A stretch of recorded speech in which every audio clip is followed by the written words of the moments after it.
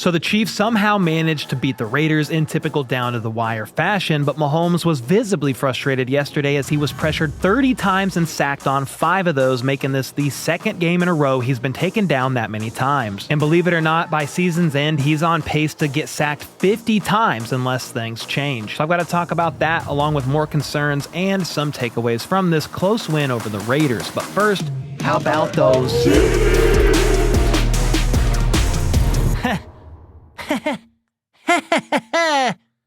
Another win, another stressful win over the holidays, another one-score win. Let's just dive straight into this freaking weird game, man. The Raiders won the toss and deferred, and the first run of the game for Kareem Hunt was a 1-yard loss, and this kind of foreshadowed something that was pretty rare, is pretty rare for Kansas City this season, and that is the run game struggled on offense. Meanwhile, the Chiefs' defense, that is typically very stout against the run, would give up quite a bit on the ground. It's kind of the opposite of what most of us expected, but as you can see, Worthy helped move the chains, as did Travis Kelce, showing up on this clutch 3rd and 8 as Mahomes extended the play, got hit as he threw, but it didn't matter. Isaiah Pacheco then had his first carry of the game, his first carry since week 2 when he broke his ankle, and the crowd went wild in applause to see him back out there. Mahomes then almost connected with DeAndre Hopkins deep down the field as he almost was able to haul in this wild one-handed snag. Jack Jones, though, drew a DPI to move KC deep into the red zone. D-Hop then couldn't snag this one on 3rd and 4, with Jack Jones stepping inside. He slid inside just before the snap to completely take away D-Hop's inside move. Pretty nice little move there by Jack Jones. It worked, and KC had to settle for 3. Vegas then found themselves facing a long 3rd and 16, a handful of plays into their drive, giving the ball right back to Kansas City when they couldn't overcome that. The refs then messed up pretty badly on this punt. They flagged number 53 on the receiving team, which was going to move the ball half the distance to the goal. A commercial break then triggered, and the Chiefs instead had the ball at the 23-yard line once the commercial break was over. We were all super confused until the broadcast said that the flag was actually on the Raiders. 53 was on the Raiders, and the result was actually a repunt. So we missed a play during a commercial break because they refused to come back from a commercial break once they started, which is kind of wild. Anyway, Kelce, Juju, and Worthy then helped move the chains, and when facing 1st and 20, Kelce got involved yet again for 24 more yards. A couple of missed shots from Mahomes downfield, plus a false start on McCole Hardman and Wanye Morris actually then brought the Chiefs out of field goal range on this drive, and they had to punt as well. Vegas proceeded to convert a 3rd and 3 via a huge 43-yard completion to Jakobi Meyers via busted coverage in the secondary. It looks like Najee Johnson thought he was going to have safety help, but he didn't, and Aiden O'Connell made them pay for that mistake. Najee was then actually benched after this play, with Keith Taylor coming in for the rest of the series, to which the defense did hold Vegas to only 3 after the CEO of Sack Nation came up big on 3rd and goal, chasing O'Connell down like a hyena, hunting his prey and swiping that ankle. The Chiefs then went 3 and out after Wanye Morris completely whiffed here, allowing Chason to get to Mahomes in about 1 second. It was 3rd and 10, so it's not like Mahomes could throw a quick pass here. He was still waiting for the play to develop and couldn't do anything about it, and this problem would be one that continued, and we'll get to that, trust me. Matt Araiza then made a hard-hitting tackle on the punt return, and once Vegas' offense retook the field, it's worth noting that rather than Najee Johnson or Keith Taylor, the guy who initially came in for Najee last series, it was actually Joshua Williams out there. He basically finished out the rest of the game from the 8-minute mark of the second quarter to the conclusion. And if you look at the snap counts after the game, Najee had 13 snaps. Meanwhile, Keith Taylor played those 3 snaps to finish that one series that Najee got pulled during. And then Joshua Williams ended up with 53 snaps. It's a little odd to me they would put Keith Taylor in and then go to Joshua Williams, but it's clear you have to make a change back there and get things figured out. And if it's not working with one guy, you got to put in the next. Well, sadly, this is far from the last chunk plays the defense would give up, even with Najee sidelined, and he wouldn't be the last player to get benched in this game either. Anyway, Brock Bowers helped Vegas move the chains on back-to-back plays. Nick Bolton nearly picked off this 3rd and 4 pass to Jakobi Meyers on a crosser, and the Raiders opted to kick a 56-yarder, missing it. It was just short, which gave KC the ball right back, and Noah Gray proceeded to fly down the field on a 26-yard catch and run the very next play. Facing 3rd and 10 shortly after this, though, Mahomes then hit Kelce in the middle of the field, who no-look lateraled it to Samaje Perine for the first. And at this point, I'm not even surprised by it, but it looked like a called play. I have no idea if it's called or not because Kelce does it so often, it's hard to truly tell. Either way, on 3rd and 4 after this, Mahomes was hit as he threw, with Justin Watson running a crosser right to left from the slot and securing the snag for the first and only touchdown of the half. Mahomes was hit as he threw, by the way, because Wanye missed horribly. Lost his rep horribly, and Mahomes took another big shot. Vegas then ran back-to-back 10-plus yard run plays, but ran out of steam on 3rd and 9 as Chris Jones got to O'Connell again. He lined up on the edge and smoked the rookie right tackle DJ Glaze like a Cuban cigar to help give the offense another shot at points before the half. They had a minute remaining and 1 timeout, but Mahomes immediately took a sack on 1st down. They sent pressure. It was a little bit surprising, caught him off guard. The O-line completely collapsed, but DeAndre Hopkins then caught a 34-yarder down the right sideline, faking like he was going to run a little out route to the sideline, with Mahomes pump faking and causing Jack Jones to bite. And this ultimately helped Matthew Wright attempt a 59-yarder after Noah Gray caught another quick pass for 9 more yards. But the kick didn't have the juice, didn't have the distance, and Matthew Wright's career long was a 59-yarder with KC actually back in 2022, so it's definitely within his range. It's at the top end of his range, let's be honest, but not on Black Friday. I do want to point out, though, that Matt Araiza once again made another great tackle after Vegas attempted to return that short field goal. Araiza is quite possibly a lunatic, with Drue Tranquil asking after the game if he's actually an undercover linebacker. He played cornerback earlier on in his football career, so he got it from there, but still, what a lunatic. Anyway, that brings us to the second half that featured another benching, as well as another wild down-to-the-wire ending that, of course, the masses melted down about because, the refs. But before I get to that, did you guys know the Chiefs only have 2 more home games left in the regular season? They take on the Chargers December 8th for Sunday Night Football, and then the Texans on Saturday, December 21st. Of course, there is also the playoffs, which is a conversation for a later day, but that is why, if you haven't already, you need to make plans to get to one of these remaining regular season games, and that is where my special hookup from today's sponsor, SeatGeek, comes in. Everyone can use my code HBTC10 and get 10% off any tickets on SeatGeek, whether you are a new customer or not, and this doesn't only include games to Arrowhead, but also any other NFL game, as well as other sports, concerts, festivals, you name it, code HBTC10 is going to get it done. SeatGeek makes the process easy for you as well, rating tickets on a scale of 1 to 10, so look for the green dots. Green means good, red means bad. So take out your phone, open the SeatGeek app up, and add code HBTC10 to your account ASAP, because this offer is only available for a limited time. And again, it doesn't matter how many times you've bought tickets using SeatGeek before, because code HBTC10 is going to get you 10% off your next order regardless. All right, the second half had Vegas starting with the ball trailing 3-10, and they marched up the field with ease. At first, DJ Turner went 25 yards upfield, making multiple defenders miss as B. Cook couldn't contain the check down after Spags sent pressure. Joshua Williams then had a nice PBU on 3rd and 5. Abdullah was just shy of the first, setting up 4th and 1, and the defense absolutely stonewalled them. Nick Bolton and Charles Omenihu helped force a turnover on downs,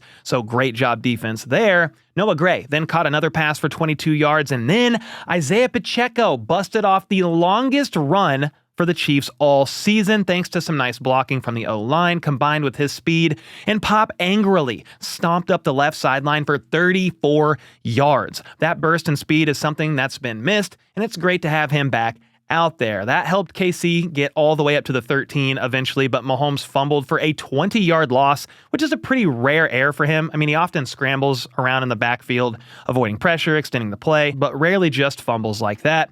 And that meant Matthew Wright kicked yet another field goal to put KC up 13-3. Vegas then missed another field goal on their next drive. Back-to-back pitches went nowhere, setting up a 3rd and 10 that was incomplete, but Chris Jones was offsides and Vegas got to try again. And this time, Brock Bowers made an incredible one-handed catch down the right sideline with Trent McDuffie, of all people, on him in coverage. I mean, sometimes you just gotta tip your cap to greatness, and that's what Brock Bowers has exemplified all season long during his rookie year. That had them well within field goal range, but on 3rd and 7, George Karlaftis sacked O'Connell for a 15-yard loss, and this had Vegas attempting a 55-yarder, and of course, missing Carlson's second miss of the day. Gray and Kelce then both dropped passes, but on 3rd and 10, DeAndre Hopkins made yet another incredible grab up the left sideline for 31 yards. Xavier Worthy made a nice catch, hauling in a low pass from Mahomes that set up a 3rd and 3, but Vegas sent the house and Mahomes basically had to throw it away. Matt Wright then banged in his 3rd field goal of the day to make it 16-3. And at this point, it was an ugly game, sure, but I'll take a 16-3 lead any day. But that all changed very quickly in the span of a couple plays, and honestly, the span of just a few drives. The first drive that I'm talking about, though, Abdullah returned the kickoff for a massive 68 yards with multiple Chiefs players missing to give Vegas incredible field position. They got backed up 10 yards due to a holding penalty, but Brock Bowers did not care. He hauled in a 33-yard touchdown from O'Connell on the very next play. Jamari Conner got burned in coverage, but honestly, I'm laughing because Bowers is just that good, and I'm not sure it would have mattered who the heck was covering him. That quick strike made the score 10-16, and the Chiefs offense then went 3 and out very quickly. Honestly, it was an incredible effort by Mahomes here on 3rd and 11 to avoid the sack and make a perfect pass while falling forward straight into the breadbasket.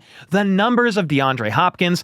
The problem was he dropped it, a very rare occurrence for him and one that he is still upset about as of today. So after that 3 and out, the Raiders made him pay in just 2 plays. Back-to-back drives, 2 plays, 2 touchdowns. A quick 11-yard run by Sincere McCormick then set up a 58-yard catch by Trey Tucker for the score to put the Raiders up 17-16 after just trailing by 13 points. This touchdown play was a result of a huge mismatch. Justin Reed ended up being one-on-one left side against a receiver who runs a 4.3 40. That is honestly insane, but hats off to the Raiders who created the mismatch and O'Connell for recognizing it when they sent Trey Tucker in motion.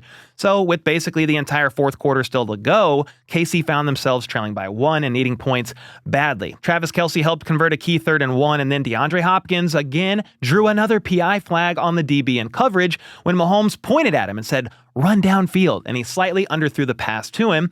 Well, when D-Hop tried to go back for the ball, that drew the flag and moved the Chiefs up 26 yards. Wanye then got flagged with a false start. Jawan Taylor then got flagged with an illegal formation for lining up too far off the line of scrimmage. I swear he does this every single freaking game. And on 2nd and 20, D-Hop hauled this one in for 15, and Worthy moved the chains on 3rd and 5 via a shallow crosser for 19 more. Sadly, though, even though the Chiefs ended up getting all the way to the 5-yard line, they opted to throw on 2nd and goal with Mahomes just a tick too high on this throw for D-Hop to haul in with one hand and get both feet down in bounds. So on 3rd and 5, it kind of forces your hand. You got to throw it. Well, I would have liked to see a run play, potentially, on 2nd down, because let's say you get a few yards. 3rd and goal from the 2, or maybe even the 1, is still way different than 3rd and goal from the 5, but I digress. On 3rd and goal, both Wanye Morris and Jawan Taylor ended up getting beat pretty badly, and Mahomes was instantly sacked. He was visibly frustrated. I mean, rightly so. This is absolutely insane.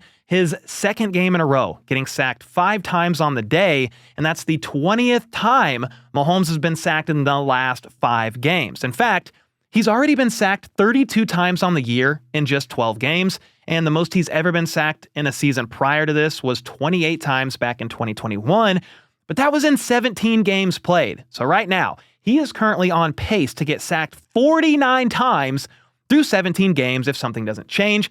And that's why DJ Humphries, the newly signed left tackle, cannot start soon enough. Well, the team was so fed up at this point that for the remainder of the game, Joe Thuney ended up sliding out as the left tackle from left guard, and Mike Caliendo came in as the left guard. In spite of that sack on 3rd down, though, if we get back to the game, Matthew Wright kicked his 4th field goal of the day, and that did put KC up 19-17, leading by 2. Thankfully, the Raiders then had to punt on their next drive, with the defense allowing basically nothing to happen after back-to-back touchdowns given up. KC then proceeded to go 3 and out. Pressure on 2nd down, basically forced to throw away with Joe Thuney being driven back into him. I mean, it's a big ask for Joe Thuney to kick out to left tackle. He's a left guard, but a check down to Pirine on 3rd and 8 then gave Vegas the ball back after a punt with 5 minutes to go and all 3 timeouts. They moved the chains a couple of times to get them up past midfield, but George Karlaftis and Justin Reed, they then batted down back-to-back passes to force an unsuccessful 58-yard attempt, and that was the 3rd missed field goal by Carlson on the night. This gave the ball back to Mahomes and company with just over 2 minutes to go, a couple first downs, and you could potentially ice the game, win it by 2, but after 2 runs to set up 3rd and 2, KC opted to go aggressive via a play-action pass deep down the field to Xavier Worthy. that ended up being incomplete. It was actually an okay play call on paper because they got what they wanted, a favorable matchup for Worthy. They set up in a heavy package showing run, and he clearly won his rep, but the problem was Kelce ended up missing his block on the right side, and Mahomes didn't have the time to properly put the air under the ball that was needed. He couldn't step into it. He was hit as he threw, and Worthy ultimately couldn't haul it in. That stopped the clock as well and gave the Raiders the ball back with 2 minutes to go, but 0 timeouts, backed up to their own 8-yard line. Aiden O'Connell then began a solid 2-minute drill, converting a 25-yard pass to Brock Bowers a few plays in. That brought him up to midfield, and I'm over here just like, good God, here we go. 2 more passes for 18 additional yards, ended up having O'Connell spiking the ball to stop the clock with about 15 seconds to go in the game. And at this point, they were at the 32-yard line and well within field goal range. I mean, I'm over here like, yeah, it's probably over. You can only win end game so many times with luck heading into your favor. And the plan for the Raiders, by the way, was to snap the ball on 3rd down, move around a few seconds, and airmail the pass out of bounds to basically drain the clock and set up a game-winning field goal attempt. Well, luck ended up somehow falling on the Chiefs' side because the Raiders ended up pissing this game away. I mean, they lost in the most Raider way possible. Absolutely embarrassing. Aiden O'Connell clapped his hands for the ball, which on a silent count due to the crowd noise at Arrowhead, signaled that the right guard should then motion for the center for the ball to be snapped. The problem was O'Connell wasn't actually ready for the football. He was looking left over to his wide receiver when the ball bounced off of his chest, resulting in a fumble that pinballed around until Nick Bolton jumped on it. The result was a recovery by the defense, and the Chiefs offense shockingly retook the field for one quick kneel down and a victory. But the masses, of course, proceeded to melt down on that last play with the fumble. There was a lot of confusion with fans thinking the play was blown dead or should have been blown dead, but because the clock was stopped due to that spike, the flag on the Raiders converted to an illegal shift, which was a live ball foul. The whistles weren't even blown until Nick Bolton already jumped on the ball. Play was finished, and the result was a game over. Don't let the majority fool you here. This was the correct call. There's no controversy. There's no conspiracy. It's just a bunch of cry asses on social media melting down. The Raiders also are just a bad football team and didn't execute with the game on the line, which caused them to lose 8 straight games and fall to 2-10 on the season.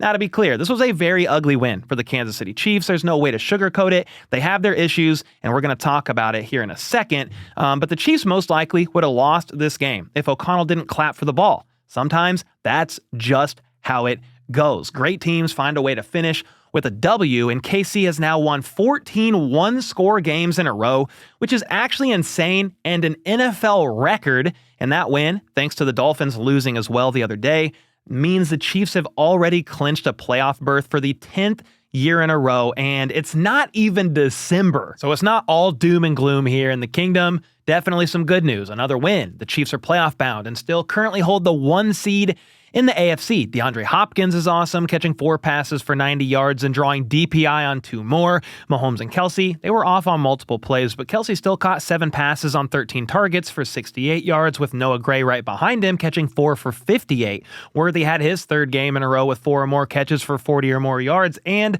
Justin Watson's 1 catch was a nice one for a touchdown. On the ground, it was extremely tough sledding, with Hunt only averaging 2.1 yards per carry and Isaiah Pacheco carrying the ball 6 times for 10 yards. Outside of that 7th, that went for 34. That caused KC to basically abandon the run, and that was really weird to see, especially when they were up in these games. No jet sweeps, no outside runs. I didn't even see a lot of quick passes in the sense of like screens, bubble screens. None of that. They couldn't really get it together in that regard, and it was just an odd one. I think the Raiders had a good game plan going, and KC tried to respond by just saying, hey, Mahomes, step back there and throw the ball a piss ton of times. But that also contributed to the added pressure that we saw from a pass protection standpoint. And that brings me to the biggest concern of the day, and that is the very poor tackle play. It is a legitimate concern. Nate Taylor of The Athletic shared today on his podcast, Only Weird Games, and that's with Joshua Briscoe and Seth Kaiser, that Wanye Morris has been playing injured. I believe it's the knee injury that's continuing to linger and affect him, and he is clearly not right. It's been a noticeable difference from the first half of the season until now, and it's affecting him so much that he was literally benched yesterday. And Joe Thuney played left tackle, as I mentioned earlier in this video. I think the saddest part, though, about all that is their second-round pick in Kingsley Suamataia was active and dressed out to play in this game, yet was skipped right over for Joe Thuney, which just basically says you have no tackle depth that you can lean on and trust. So there's a definite tackle problem. Mahomes is rattled back there in the pocket. It's affecting his throws, his timing. You can't get the plays to develop. It's affecting his deep balls. And he is on pace to be sacked 50 times by season's end if things don't change, which is a huge concern considering he's only been sacked 28 times in his career up until this season, and that was the most ever, and he's already at 32. And that's why the title of this video has major concerns on it, because if you can't protect your quarterback one, your $500 million quarterback that keeps the ship moving, it is over. So protect this man at all costs. Priority numero uno. That's why at this point, I would be very surprised if DJ Humphries does not start next week, or at the very least suit up to play and quickly comes in relief if things even appear to begin to look dicey. If DJ Humphries can even just play at a slightly above average tackle level, I think it's going to help tremendously. After all, Wanye gave up 8 pressures yesterday, and Jawan Taylor, he struggled as well. He was flagged twice and gave up 4 pressures himself, but honestly, Mahomes can navigate around right tackle issues from time to time. What he can't do nearly as well is know when somebody's going to sack him from his blind side, and therefore, that's my biggest concern by far, and it's not really close. The Raiders had a season high in pressures and sacks yesterday, and it was extremely noticeable. The offense did move the ball well in spite of that, with Mahomes throwing for over 300 yards and no interceptions.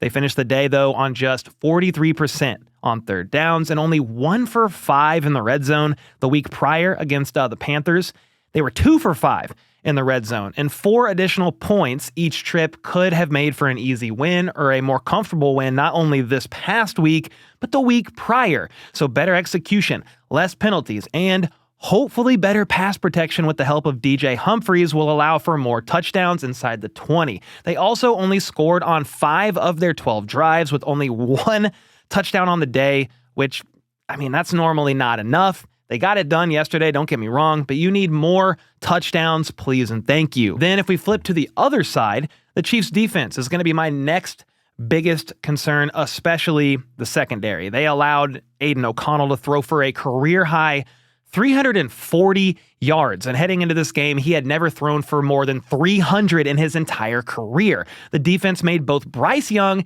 and Aiden O'Connell look elite, and that is concerning to say the least. I do want to give some props to Joshua Williams, though, as he answered when called upon, giving up 0 receptions on 2 targets and 32 coverage snaps, so hats off to Joshua Williams. He had the second highest coverage grade on the team as well. Drue Tranquil was number 1, had a pretty good day after struggling a lot of the season in coverage, so got to shout out Drue Tranquil also. Outside of those two, Chamari Connor gave up nearly 100 yards, allowing 6 catches on 7 targets. McDuffie was next. Back-to-back weeks struggling a bit in coverage. He gave up 4 catches on 4 targets for 68 yards. Justin Reed and Najee Johnson both gave up big chunk plays of over 40 yards. And the list kind of goes on. When you just look at the list of people who were in coverage, it is definitely concerning. Brock Bowers caught 10 passes for 140 yards and a touchdown. Jacoby Myers had 6 for 97 himself. And when just 2 pass catchers combined for nearly 250 yards, that is not good. A pass rush helps with that, though, and Chris Jones did get a couple of sacks. Karlaftis got 1 and batted down a pass as well. Then, while Omenihu may not have shown up a ton on the stat sheet, I thought he had several nice reps out there in his first game back. Chris Jones said after the game that Omenihu was rusty, but I think it's only up from here for Omenihu. Nick Bolton was a game wrecker in the run game and had a nice pass breakup himself. Justin Reed had a couple PBUs as well, but it was very odd to see the defense give up 4.6 yards a carry on the ground. Sincere McCormick had 12 for 64 yards, a 5.3 average. Amir Abdullah had 10 for 39, a 3.9 average, but still, the run game was a bit surprising. I will say a positive is that they held the Raiders to just 3 for 12 on third downs, and typically holding a team to 17 points should be more than enough to get a win. That's a little more decisive. All in all, I hope to see a much better game all around. I mean, you have to have a much better game all around next week on Sunday Night Football against the Chargers. No huge kick returns allowed on special teams, please. Less pressure allowed to get to Mahomes, as well as the defense has to give up less chunk plays. Justin Herbert is way better than Bryce Young, He's way better than Aiden O'Connell, and that team is much better coached. They did just place J.K. Dobbins on IR today, so you're not going to have him. But still, man, this is not a team that you can just sleepwalk on and think you're going to walk away with some last-minute down-to-the-wire W. Thankfully, the Chiefs have a couple of extra rest days. It's not until next Sunday that they play the Chargers, and they are going to need it. But with all that being said, let me know your thoughts on this game, along with what your take is on my biggest concerns and takeaways as well in the comments. Do you agree? Do you disagree? And where is that? Let me know in the comments down below. And until next time, let's go. Let's freaking go. How about those